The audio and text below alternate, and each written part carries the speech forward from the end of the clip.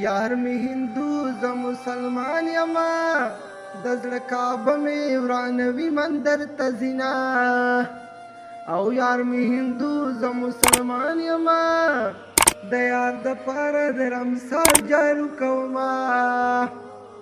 کدی د سپین مخ رڼا نه وی د تورو زلفو په تیارو کې بورک وما یا مسافرینا په خیال راغلی اول غږ درکم کدی جیب ولټوما زما پنځرونه صادر دی که زه سرتوره ورلاندې ځم نو پټه یما بچیا خدای دې لوی افسر کا چې د شلیدلې لوپټې نه خلاصه شمه